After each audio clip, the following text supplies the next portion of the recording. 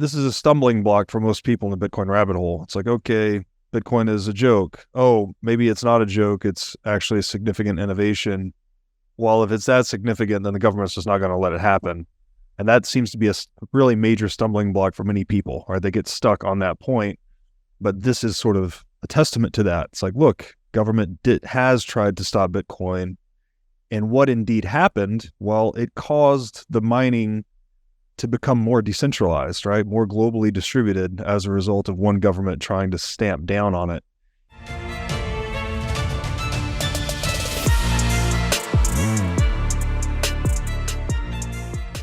Hey everybody, welcome to the What is Money Show. I am thrilled to have you here joining me on my mission to help shine light on the corruption of money.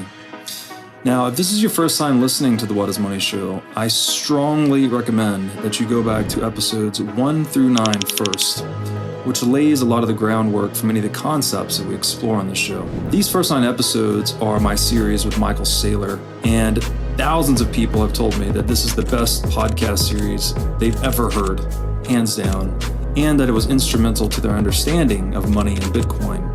So if you're looking to start a deep dive into the nature of money, I don't think there's any place better that you can start other than episode 1 of this show.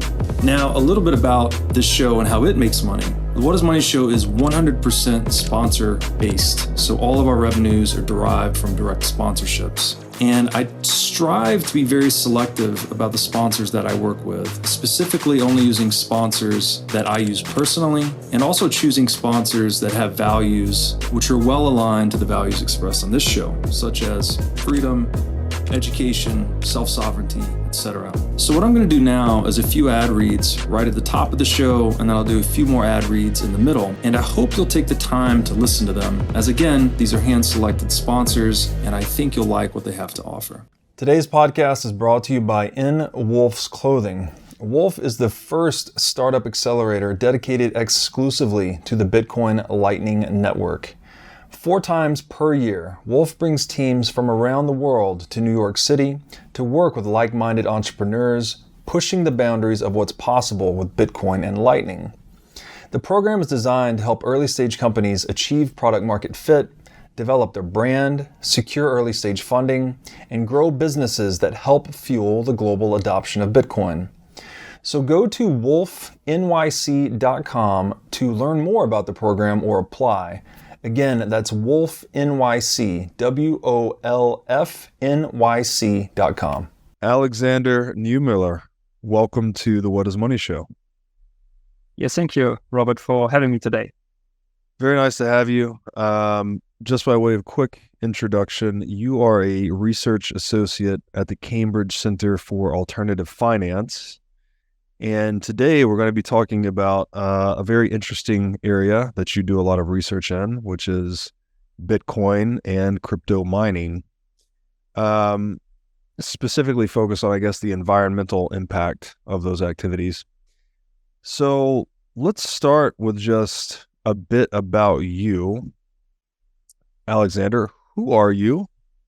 What's your backstory?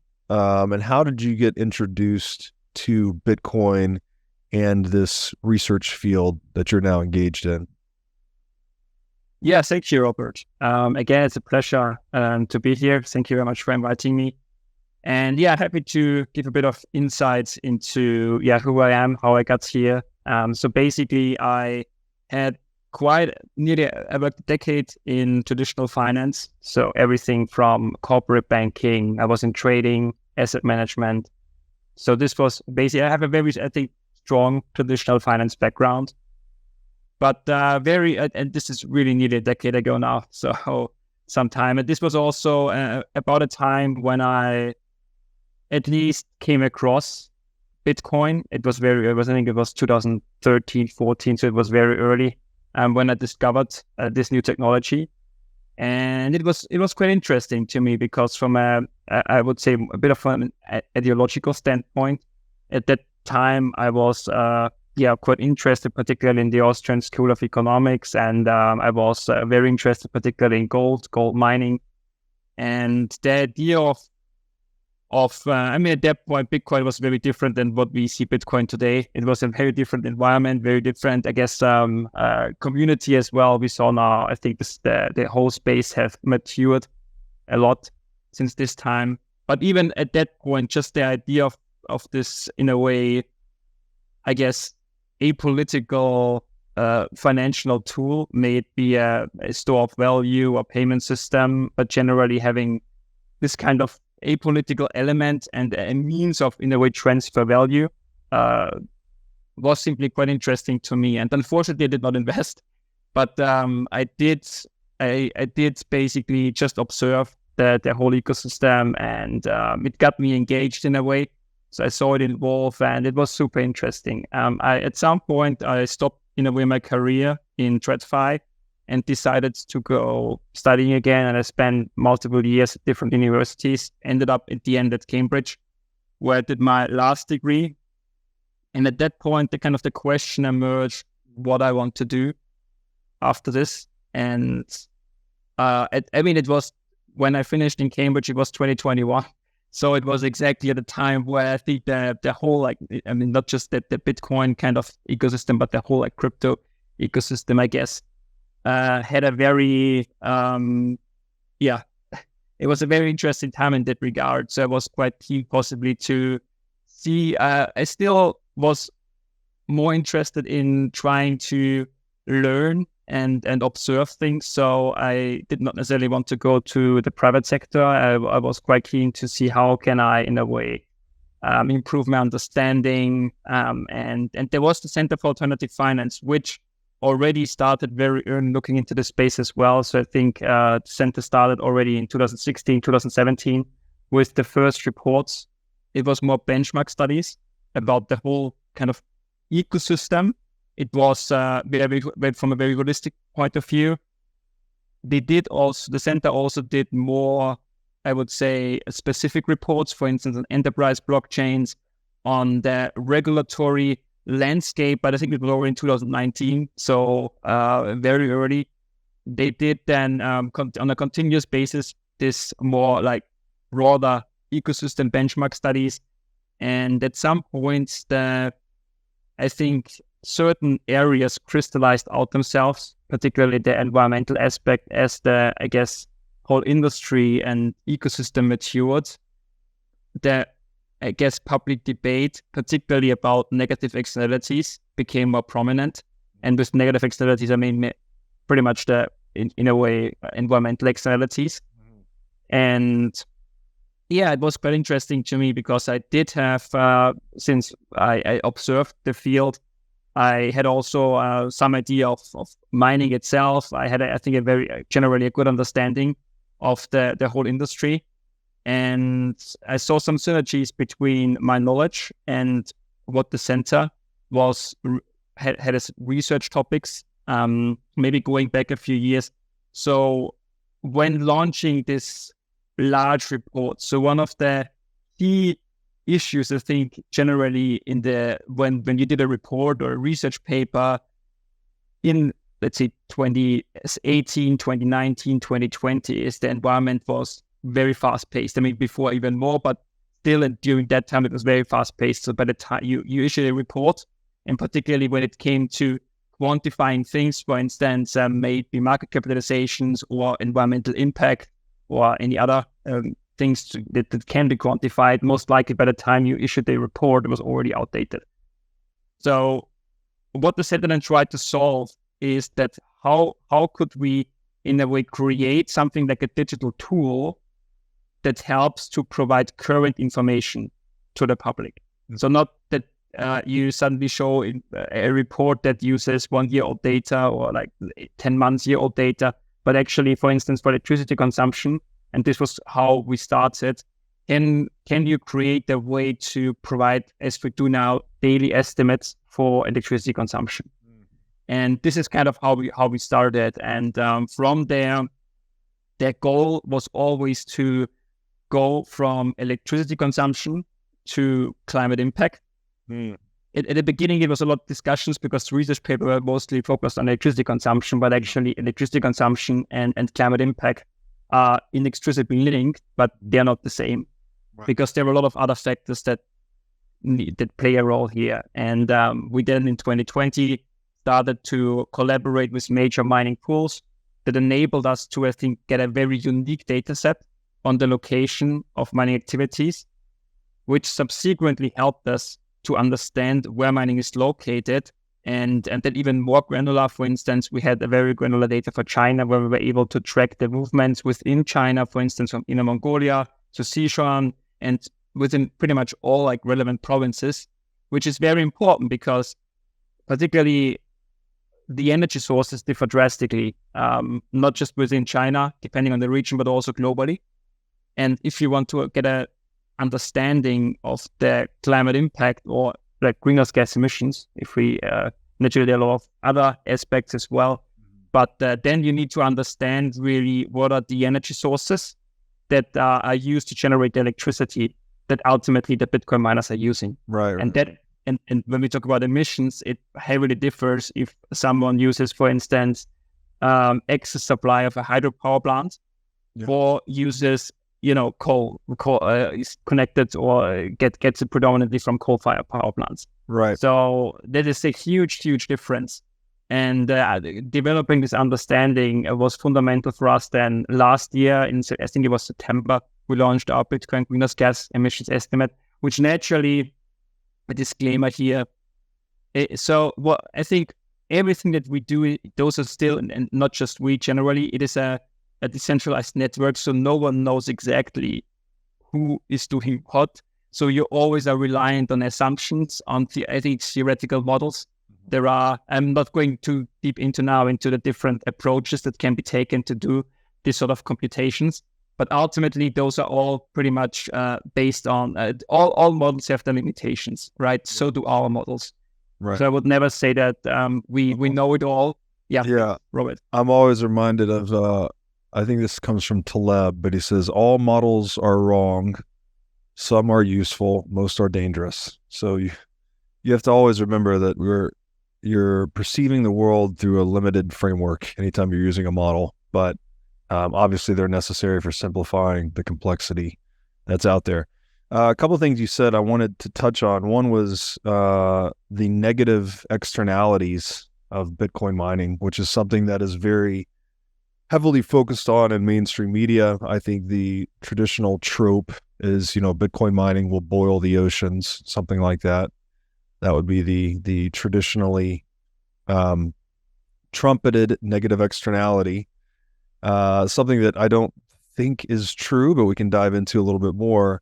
And the other thing you hit on was, and this is very important too, that there's this conflation between energy consumption and climate impact, as if to use more energy is to more harm the environment, which is simply not the case, right? If we understand that that's actually kind of the point of economics, is to figure out how to harness and channel more energy so we can satisfy more human wants, solve more problems, and therefore advance civilization.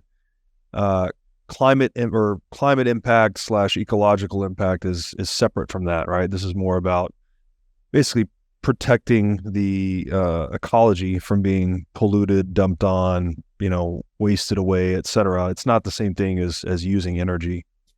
So one of the main things you guys have produced in your research is, correct me if I have this name wrong, the Cambridge Bitcoin Electricity Consumption Index. Can we talk a bit about that? What is this index? What is the methodology for calculating this index? And how has it changed over time? I think you said there have been some revisions to the actual methodology itself. And what does it tell us about the use of energy and or the climate impact of Bitcoin mining?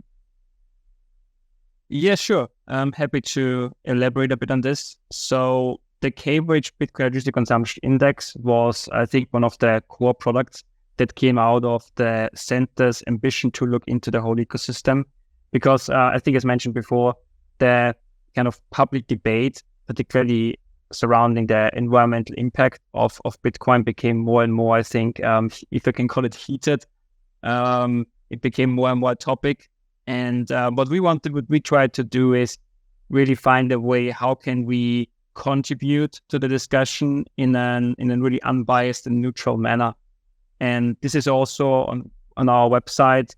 It has been evolved over time, but when I think the best thing would be if I start really a bit at the beginning of where we started and kind of how we evolved to now. So what we wanted to do is really trying to provide current estimates of electricity consumption to the public, so that there is no reliance on, let's say, a year-old research or reports, where we actually have frequently updated figures, and everything or our methodology is stated on our website, so everyone knows exactly what goes in there, which data sources we use, how these data sources are being used, and ultimately it's actually fully replicable. So everyone knows exactly what's in there. There is no black box. You can like it or not, but ultimately everyone knows at least what is in there and how we calculate things. What I think happened is that generally our estimates have been very well received by, I would say, pretty much all stakeholders actually. So there is often, I think, what we see currently, there are many different estimates out there, but I think we are one of those sources that are trusted by a broad variety of stakeholders, right? From those who might not so much fancy proof of work, but also from those, I think, who are ardent supporters of proof of work. And I believe how we show this is our original model. It was devised in 2019. So naturally, the fast-paced environment led to changes in I would say really the landscape, particularly also when it came to hardware, because one of the key elements that we use in our models is actual mining hardware and the performance data of that. And if we look, for instance, into how Hashrate, how the computing power that has been provided to the network has evolved, particularly in the years before our index was released and the years after, that was kind of critical to the decision. And this is what I published this year in August. It was in August, where after all those years and after some minor revisions, we did the first major revisions. So basically, we had from 2016, 17, 18, 19, we saw really an increase in the computing power by 200%, 300%, 400%. So we really saw each and every year an enormous increase in hash rate. And our original model was, and without, in a nutshell, basically, that we have a hardware basket where we get a data from actual mining hardware, for instance, a Bitmain S5 and miner S5 and miner S7. We have Watts miner M3 and all those different kind of hardware devices can now naturally as well. And we look into what is the hash rate of those devices, or the performance of those devices, and the power consumption of those devices. And what we then looked into is we use a so-called basically techno-economic model, where some of our data is based on the actual hardware. But one of the economic assumptions here is that we assume miners are simply rational economic agents, and they would only run equipment or operate equipment that can be operated profitably. So we then check, we have this basket, and then we check, okay, what devices in those baskets can actually be operated profitably. And then we assumed an equally weighted mix of all those devices that we assumed that are profitable. Naturally, there's again this kind of assumptions, as we talked before, where we assume, for instance, $0.05 per kilowatt hour. And that what we tried then on our website as well is we have parameterized this feature actually on our website. So you could go to our website and try, for instance, out how would our models change if you assume $0.04 per kilowatt hour, or 6 or 7. We used the figure from prior research papers. We had communication with the industry, so the figure from $5 per kilowatt hour was chosen because of this. But naturally, there is the landscape is large. There is, I think, the distribution of different costs is very different. If you, for instance, have mining in certain regions and mining other regions, you might see completely different electricity rates. But ultimately, for models, at some point, we need to find something that works overall. But what we discovered was this kind of it worked pretty well, because simply this equally weighted approach did work at that time, because the kind of rapid progress of hardware rendered old equipment outdated pretty quickly in a way. So you didn't have the issue that suddenly you had an equally weighted contribution of some GPU next to ASICs, which naturally would have led to completely different electricity consumption estimates. So this fast development led to that those devices that were like older were not considered pretty quickly. And this is what changed then subsequently, where we saw from 2020, 2021, where suddenly the kind of increases in computing power became a lot less pronounced than they were before. And this was when about the time when I joined the center, and this was one of the areas that I already we did before doing this major revision. We did a smaller revision where we say we prune everything that's older than 5 years, where we kind of as a first step.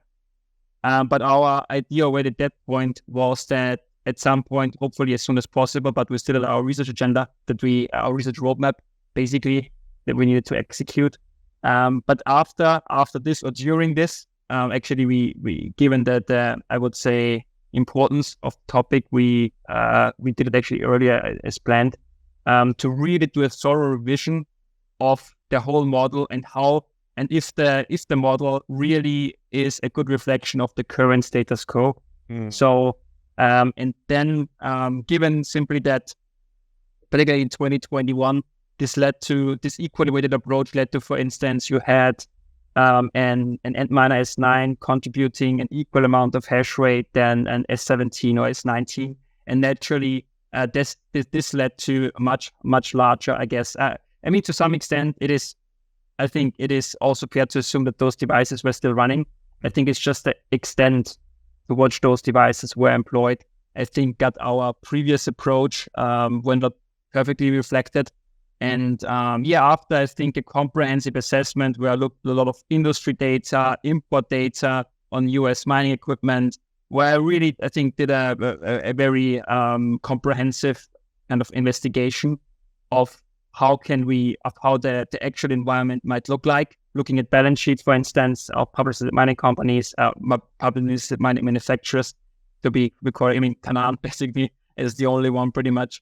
But still trying to get a grasp. Okay, what is most likely the actual hardware being used by miners? And after this, we launched in August this year, I think, this comprehensive revision. And I believe that, as we see now, even though mining is in the last months became a lot more profitable, I think we still have now slightly below 31 joules per terahash in terms of efficiency. So I think it generally shows that our current approach is, I think this is also pretty much in line with what other industry estimates suggest. So I think our current approach shows that it captures much better what happens in the real world than in our old. And this is, I think, one of the key reasons also why our research channel is appreciated across many stakeholders, because we really try to look into things from really a neutral perspective and always try to achieve the best estimates possible. But as I said before, it is always important to remember, all estimates in that regard are always estimates, and ultimately it needs to be considered. Yeah, you have to make some approximations or generalizations, but as long as you parameterize that, as you said, you can sort of change them to see how the model reacts. So if I'm hearing you, then the revisions to the methodology for calculating this index were primarily focused on the weightings of mining equipment, and that changed really how much hash rate is being produced per unit of energy consumed, right? Obviously, better mining equipment over time produces more hashes per unit of energy. They become more efficient, is another way to say that. So I guess we see hash rate growing as a result of those revisions. You would see hash rate growing super linear to energy consumption, that it's not a one-to-one change, right? That hash rate can increase much faster than energy consumption due to those efficiency gains. If you are a business owner or manager, you should know these three numbers: 36,000, 25, and 1. 36,000 is the number of businesses that have upgraded to NetSuite by Oracle. NetSuite is the #1 cloud financial system, which allows you to streamline accounting, financial management, human resources, and more. NetSuite turns 25 years old this year. That's 25 years of helping businesses do more with less, close their books in days rather than weeks, and to drive down cost. And finally, 1, because your business is one of a kind. So with NetSuite, you get a customized solution for all your key performance indicators in one efficient system with one source of truth. NetSuite is everything you need all in one place. Right now, you can download NetSuite's popular KPI checklist designed to give you consistently excellent performance absolutely free at netsuite.com/whatismoney. That's netsuite.com/whatismoney to get your free KPI checklist. Again, netsuite.com/whatismoney. Now I'd like to tell you about our sponsor, iCoin Technologies. iCoin has released a free software update for all existing wallet holders that includes a secure messaging feature called Chamber. With the Chamber upgrade, you can send text messages with all the security benefits of a cold device. With wallet-to-wallet encrypted messaging, there is zero chance of a message being decrypted by a snooping third party. Chamber's encrypted messages can only be created and read on an iCoin wallet, which means messages are never seen in plain text on a hot device. You can use any messaging platform to send Chamber encrypted messages. Even if the messaging channel is compromised, your messages will remain uncrackable. You can now generate and store your message encryption keys on a cold device. This means you become the central authority and your encryption keys are never seen on a network-connected device or kept in cloud storage by a third party. So why not protect your private communications like you protect your Bitcoin private keys? Pick up a few iCoin Chambers today for friends, family, and coworkers. With the iCoin Chamber, your privacy is built right in. Go to iCoinTechnology.com today and use promo code Bitcoin23 for 30% off of this new sleek hardware wallet. What then is I guess that's sort of the quantitative impact. If we start to try to interpret that in a qualitative way, what is the general impact of Bitcoin and or crypto mining on the climate or the environment? Again, this is an area in mainstream media where I think most people that aren't familiar with the space just think it's a net negative, right? Bitcoin mining is wasteful. It's consuming energy for no reason. The threat of boiling the oceans, etc. What, in your more nuanced and rational view, what is the actual impact of Bitcoin/crypto mining on the climate? That is a very good question. I think but first maybe a few words to the wasteful. So ultimate, very personal opinion, right? So it's really my personal opinion. It always depends on the eye of the beholder, I guess, what is wasteful and what's not wasteful. Mm-hmm. Some people might consider certain things wasteful. Some might not consider them wasteful. It's I think hard to generalize an industry. Exactly. Yeah. It's generalizing. I think it's very tough. For instance, when we look about environmental impact, there is if we just look into the tobacco industry, we also put on our website comparisons. And for instance, currently, according to our estimates, the tobacco industry is roughly equal to Bitcoin, but more to Bitcoin later. Where you say, well, this is the kind of greenhouse gas, so this is kind of the climate impact, right? And not the socio-economic impact that we get, for instance, from the tobacco industry. And so I think it's really but I think it is hard to generalize an industry as wasteful because some people might perceive it as useful, and I think there is multiple. That there is definitely evidence that it is, at least for certain, possibly not so much in Western countries, but definitely for possibly there is social value in countries that might be not necessarily perfectly included in the financial system, I guess. But again, personal opinion here. And yeah, just to that. So I would not call it wasteful. But again, there might be other people who say it's wasteful. But well, to the general climate impact. Yeah, I think first of all, in terms of electricity consumption, I think those estimates are most reliable because I think there are not too many other factors that come into play here. We get on-chain data, for instance, on hash rate, so we have at least some idea. I mean, it's based proof of work is probabilistic, so you never know exactly how much computing power is spread to the network, but you can get some idea depending how fast blocks are being solved. And what becomes then a lot more, I guess, difficult is trying to translate this into emissions. But because I think when we think about the overall climate impact, there might be other areas as well, right? We have seen reports about noise pollution and those sort of things.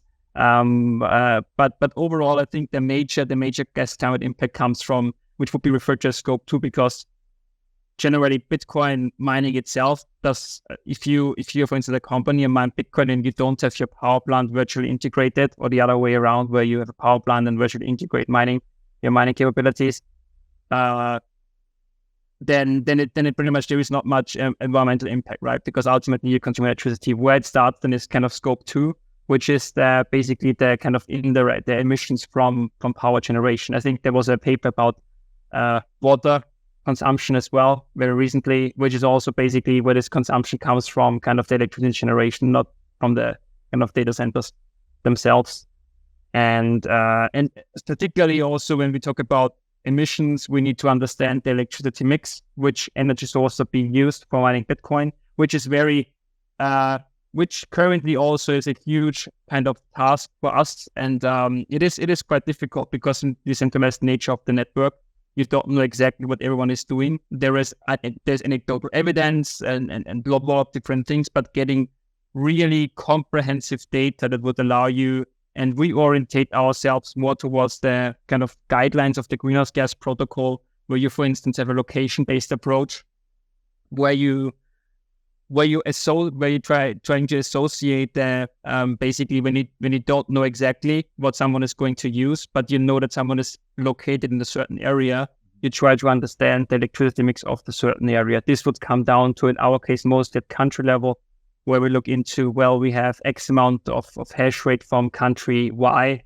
and that country, then we look into how electricity is being generated in that country, or if we have more granular information, for instance, if we look within those country, in the United States, for instance, how is mining distributed on a state level, and then we look into what is the kind of electricity mix of Texas, of Washington, their states in that regard. So this is kind of how we look at things. But naturally, I think there is a long way to go for us also to better understand possibly, a lot of, for instance, there's off-grid mining and those sort of things, which currently we don't consider, and we have highlighted in our methodology as well. So all this kind of limitations is outlined. So we want to make sure also that people who use our estimates know exactly kind of the scope, generally how we look at things and what are current limitations that we are not capturing. So overall, I would say if we look into the climate impact, I think one more point in that regard is our mining map. That kind of helps us in collaboration with major mining tools to understand where mining is located. Mm-hmm. And unfortunately, we haven't had an update for quite a while. Mm-hmm. So this is also in our methodology. We describe our approach in a way in 3 steps, where basically we have a step before we get this data. We have a step where we got this geolocational data. And from the last point, so in our case, January 2022, from that point, this is our last data point.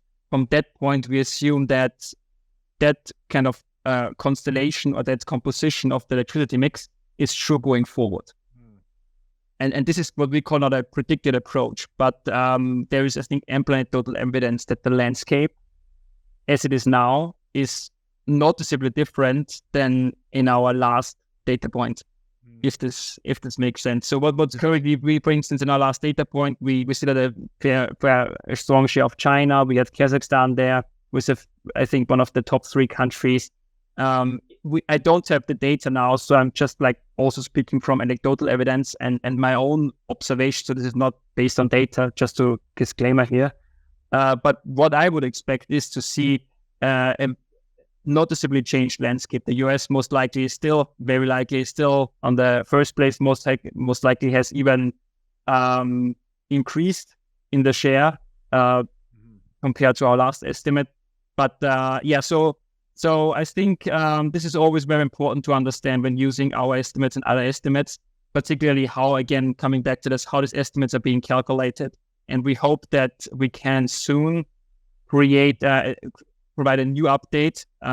We got a new mining pool partner, so Endpool joined us. The second first, I think they're currently switching positions with Foundry about who is the first, who is the second. But I think we have now 2 very strong partners, very strong collaborators in that regard, and we hope that we can provide more current information to all stakeholders, which I think will help to provide generally a better understanding of the overall environmental impact. Second point, sorry, Robert, but please feel free to. Yeah, could you just comment perhaps on the China's share of global hash rate pre and post its ban on Bitcoin mining? This was a point that's used by many, I think, in the Bitcoin space to sort of argue against the narrative that government can just stop Bitcoin mining or Bitcoin whenever they like. Obviously, the CCP is one of the most iron-fisted and authoritarian regimes in human history, if not the most. And so the fact that they've had this back and forth with Bitcoin mining regulation for a long time, but obviously most recently they banned Bitcoin mining. And yet what I've heard is that, at the time of the ban, it was roughly 50% of global hash rate was coming out of China. And then what are we, about 2 years post-ban, it's still around 25-30% of global hash rate coming out of China. And so that's used as an argumentative point saying, look, if the CCP can't stop Bitcoin mining, then what government can? I just wondered if you could comment on those numbers, if they've come up in your research. Yes, I think somewhat comment on those numbers. Yeah, I think what we have seen is that there is definitely, so China even before was even a much stronger player than 50%. So I think when we go back to end of 2019, 2020, we saw like particularly end of 19, 80%, more than 80%. So mining was strongly based in China, but over time this gradually changed. So over time the share of China gradually, not necessarily the mining itself in China, but basically the share would change if mining stays relatively constant, but the overall hash rate increases. So generally the share of China has gradually decreased. And I think this, when China announced, they did many times, they were quite, I think not particularly fond of mining for a long time. But yeah, I think the major ban happened then in June or May 2021, where basically we already before saw hash rate dropping to some extent. And so I think there was already some time before movement, because generally, yeah, as you said, the political landscape, I think, was not particularly pro-mining there. And yeah, I think what we saw then was that definitely this had an impact on the Bitcoin price, but also on the hash rate, right? This was, I think, very turbulent times. And we could see that, so after this ban, hash rate dropped significantly, but actually quite quickly caught up again. So we saw then, okay, there was a drop, there was definitely an impact. But actually, if we not just now, but even I think a year afterwards, the recovery came actually quite fast. Yeah. So there is a lot of news reports, I think investigative journalism that also told a bit that particularly there might have been some mining continuing in China even after the ban to a more or less extent. Our last data point, and possibly this is what you are referring, our last data point still shows about 20%. But again, this was January 2022. And even though the Bitcoin price also has dropped, the drop in hash rate led to the mining environment overall be still quite profitable. So there are multiple. I don't want to go too deep, but there is because we don't have data in that regard, Right. or have exactly idea who is we don't have any context to illegal mining facilities in that regard that happened that still continued mining in China. But you saw, it's huge disruptive environment. But now definitely, I cannot say definitely, but I would expect if we launch a new update that the figure of China would be significantly lower. Very significantly lower. And just to I guess put some narrative context around this, I think there's a good argument to be made here that this is a testament really to the anti-fragility of Bitcoin, right? This is a stumbling block for most people in the Bitcoin rabbit hole. It's like, okay, Bitcoin is a joke. Oh, maybe it's not a joke. It's actually a significant innovation. Well, if it's that significant, then the government's just not going to let it happen. And that seems to be a really major stumbling block for many people, right? They get stuck on that point. But this is sort of a testament to that. It's like, look, government has tried to stop Bitcoin. And what indeed happened? Well, it caused the mining to become more decentralized, right? More globally distributed as a result of one government trying to stamp down on it. And so I think this entire saga over the past 2.5 years, obviously it's longer than that, but the ban, I think you said, was June 2021.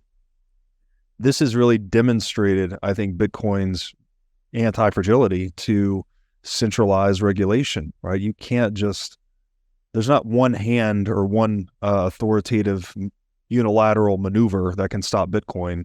And in fact, it actually strengthens the network in terms of its decentralization when such maneuvers are made against it. Yeah, so in that case, I think it became quite clear that, yes, even what we saw was a disruption, I guess, not necessarily in terms of transaction not being progressed or anything like that, more like, I guess, a quick drop in hash rate, which I guess possibly some people would relate to security, but we still were at, I think, still above 100 exahashes or so. Yeah. But ultimately, what we simply see is a relocation to other jurisdictions, and yes, and it's a decentralized. It's a decentralized network. No one is in charge. There is no president of Bitcoin, and ultimately, I guess, again, one of the key pillars and one of the key tenets of Bitcoin that basically it is, as you call it, pretty much anti-fragile, and in that sense. I have not seen the data now, so I not necessarily know how it is now distributed. But I would assume it's fairly fair to say that it is possibly more decentralized in terms of geographies. I think we see also now publicly listed mining companies looking into other areas. I think the US becoming quite large. I don't have currently the figures, but I would expect that the US share is quite significant by now. Mm-hmm. But ultimately we see also now, I think other countries we saw, like I think the Middle East is gonna get more involved in this area. I think we also see South America that becomes more and more prominent player in that regard. Possibly also Africa. I saw some, I think it's more pilot project, but I saw some interesting projects there as well with hydropower plants, and helping also local communities in terms of getting them access to, in a way, electricity, and building a bit of infrastructure there. So quite interesting. I think there are many elements, and possibly one point to the previous environmental impact discussion. I think one of the points that is currently a bit not so much appreciated is that we are, I guess, still very early in terms of our understanding. I think we do have a fair good understanding of the negative environmental externalities, but we see now an increasing body of literature emerging that looks also other positive externalities. I just read, I think a month ago, a paper from some researchers at Cornell University that looked into, for instance, when you build renewable energy infrastructure like a wind farm, a solar power plant or whatnot, you might not be able to sell the project might be fully built and might be operational, but you might not be able to actually sell immediately your electricity to the grid. And there might be some sort of gap in between. And given the location agnostic, I guess, modular nature of Bitcoin mining, can, for instance, can there be a company or whatnot, a joint venture, I don't know, to come in and, let's say, put some containers there and in a way allows those power plant to already operate and sell the electricity not to the grid, but directly to, in a way, a customer, which is the Bitcoin mining facility. I mean, there's not just Bitcoin. I think there's a huge discussion about this power to X. So I think this is one of the points that I came across a lot, and I don't really have. Why Bitcoin mining? Why not producing green hydrogen, or when we talk about oil fields like blue hydrogen or these sort of things? Why not use batteries and all?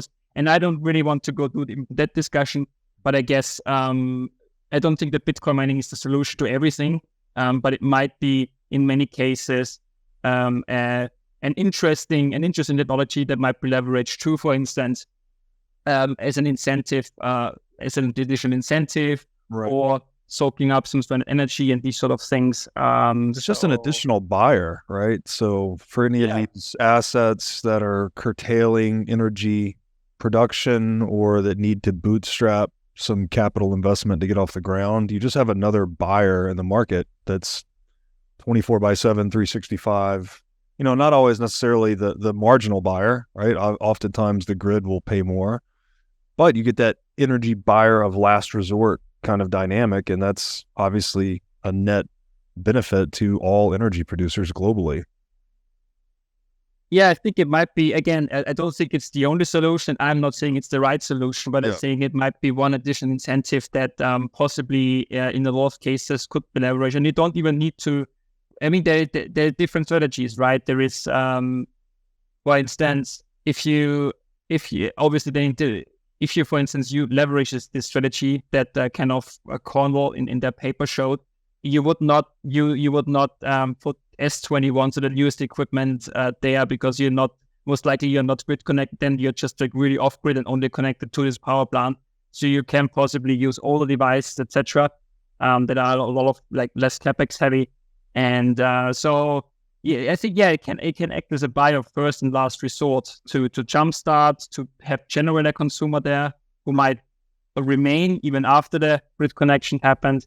Have a PPA in place, right? All these kind of things. So what I want to say in that regard is simply that also there is a reutilization of waste heat. There is like so many different topics, and I think we are not at the stage where we have thoroughly examined on all those possible positive externalities. And unfortunately, there are also not too many researchers in that regard. And I hope that this will possibly change in the future, where we at least I'm not saying that Bitcoin mining overall is a social benefit. So I'm not saying that. Sure. I mean, possibly I have a personal opinion on this, but generally, I think from a research perspective, what you would need to do then in the end is a proper cost-benefit analysis that would require also you to observe the whole spectrum and not just looking at the negative externalities, but also have a clear idea of the whole spectrum and then do these kind of things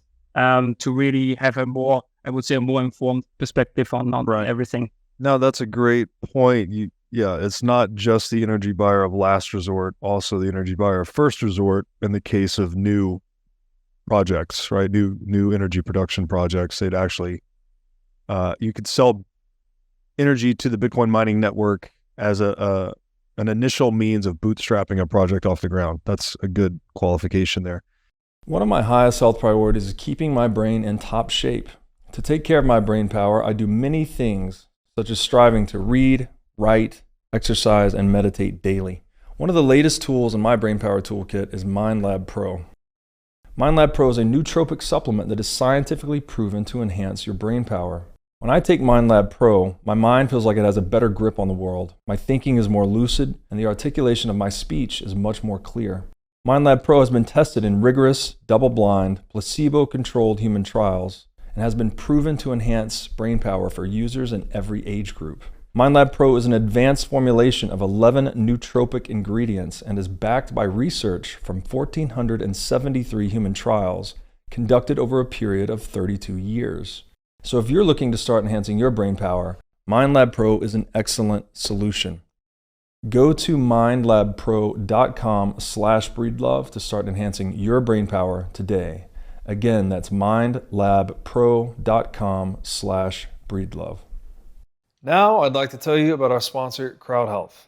CrowdHealth is a crowdfunding platform for paying medical expenses in lieu of an insurance policy. CrowdHealth recently announced that it is integrating Lightning payments with Breeze's Lightning SDK. In the United States, we spend more than twice the average amount of money on healthcare than other developed nations. Medical costs are one of the leading causes of bankruptcy in the United States, and it is not a secret that the medical system in the US has many issues. The CrowdHealth model is based on offering an alternative to the conventional insurance policy at a cheaper price point. For a monthly membership fee of $50, CrowdHealth will negotiate medical bills to get the cheapest price possible, help locate healthcare providers, offer access to their member crowdfunding service, and more. Prior to the Breeze integration, CrowdHealth had been functioning over traditional fiat payment rails, which introduced unnecessary transaction fees and delays in settlement. By integrating Lightning payments into the CrowdHealth business model, payments between members can now be made with near zero fees and with final settlement occurring in mere seconds. So go to joincrowdhealth.com/breedlove today to sign up. Okay, we've got just a little bit of time left here. I was hoping we could jump into the evolution of ASIC mining equipment. You described earlier how the efficiency has been improving over time, leading to a dynamic where the hash rate is growing more quickly than energy consumption. Could you just talk a bit about this? Like, what is it that's changing about ASIC mining equipment? How is this impacting hash rate per unit of energy expended? And is this contributing to a situation where the Bitcoin mining network is becoming obviously more energy efficient, but would this make it more capital intensive and less energy intensive over time? And how do you view that? Is that a net positive, or how do you view that dynamic? Yeah, sure. Happy to see some words on this. So I think what I can say is possibly it becomes a lot more in terms of the mining equipment itself. The hardware becomes a lot more efficient. So we see, for instance, if we go back to, I think, the first ASICs, I don't know if this is, but there was Butterfly Labs at the beginning or very early days, which didn't work out too well. So there were early ASIC manufacturers.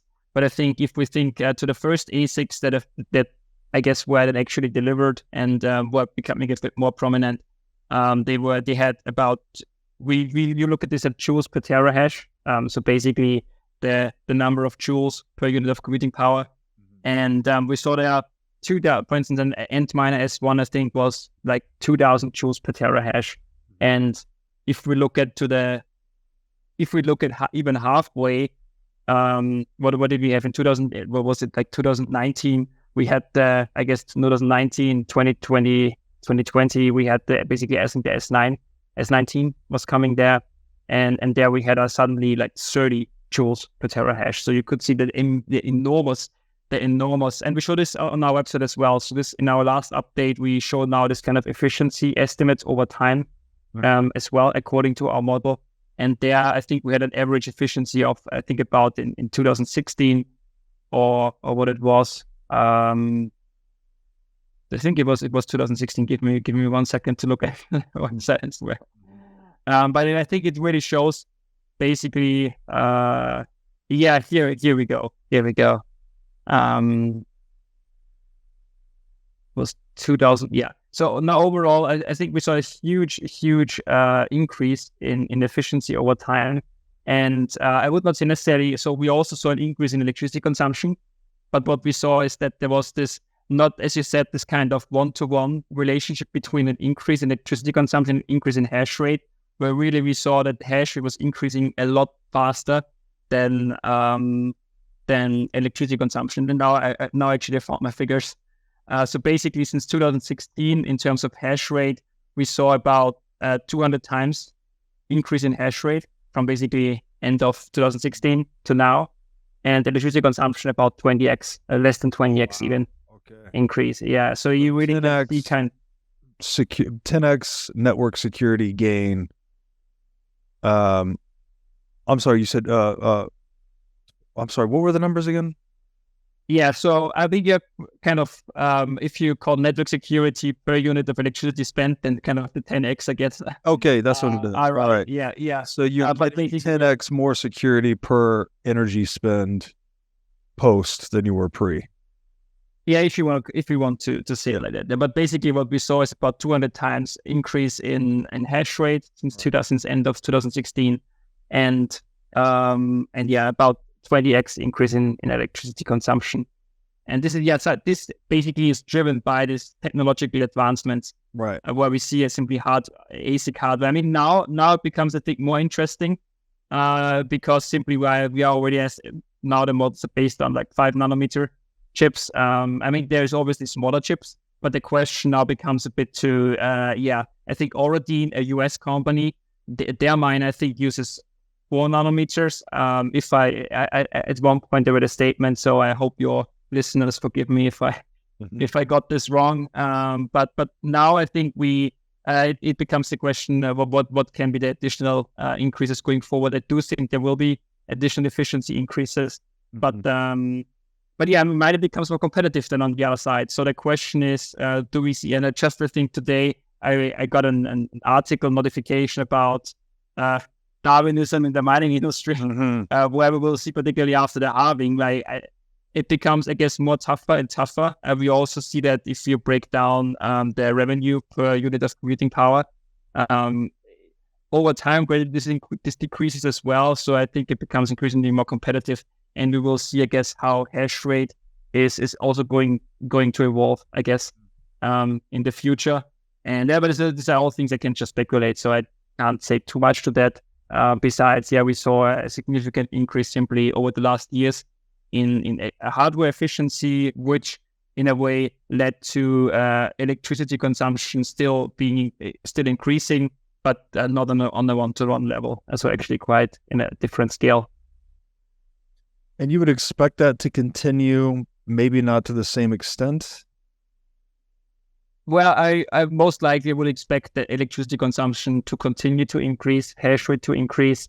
But possibly we'll see some, I guess, more powerful models going forward. We see, I mean, it's actually really interesting. If you look into how the computing power of different models have changed, when we still think back to I think one of the most prominent equipment in 2016 to 17, which was the Antminer S9, about like 10, 11, 12 terahashes, and now you see these models with like 400. I mean, I'm not sure about 400, but 300, particularly now that we start with the liquid cooled, immersion cooled. So it's, I think there is a lot of interesting developments. Ultimately, I think, it will, I would expect and still kind of a gradual increase in electricity, but I think the magnitudes this year, actually, I think we saw about 20%, less than 20% increase in electricity according to our model, but about nearly 100% increase in hash rate. This year, we saw enormous increases in hash rate compared to the last 3 years. And the question is how I would expect that this is still to continue, but at some point, possibly, I mean, electricity consumption globally is rising, so possibly at some point the kind of increase in consumption of Bitcoin mining would match, possibly at some point, the general increase in consumption. And maybe it goes even down at some point, depending on the environment. If it becomes more challenging for miners, less challenging, I guess we will see what happens in the future. Fascinating stuff. Okay, Alexander, I have kept you long enough. Thank you so much for sharing your insights on this very confused and controversial area of Bitcoin mining, especially as it relates to the climate. If you have any closing thoughts on just kind of Bitcoin's general environmental impact, please feel free to share them. Otherwise, if you could please let my audience know where they can find you on the internet. Yeah, absolutely. So I don't have too many closing thoughts. What I can say is that we are always keen to receive feedback from the industry, from all stakeholders. We are, as researchers, we are always reliant, and our models are really reliant on the data we have. So particularly what we are trying to do is possibly increase the amount of partnerships, collaborations with mining pools specifically, because that's one of our key underlying data. But we are also keen to hear from other mining companies, other industry stakeholders, if they have any data, any ideas of how ultimately we can improve, because our aim is always to, as said, I think at the beginning at some point, to provide the most reliable estimates possible. Where people can find me, I'm on LinkedIn, Alexander Neumuller. You can find me there. You can find me also on X. I managed at some point to get there as well. I think I look like some fake profile because I don't use it too often. I think it's what is my X? I think it's Alex_Neumuller, and I'm not quite sure. We can link to it in the show notes, so it's okay. Yeah, I don't know my Twitter handle actually. It's pretty sad, but I maybe I need to use it more often, I guess. It is Alex Neumuller. I don't pronounce it now. I don't want to spend any more of your listeners' time. But yeah, thanks also from my end for having me, for talking a bit about our research, generally the environment. I'm always happy to kind of have discussions in that regard, because I'm always learning something. So thank you very much for having me. Yes, thank you for coming on, and really enjoyed this conversation. Thanks, Ben. Have a great day. Bye.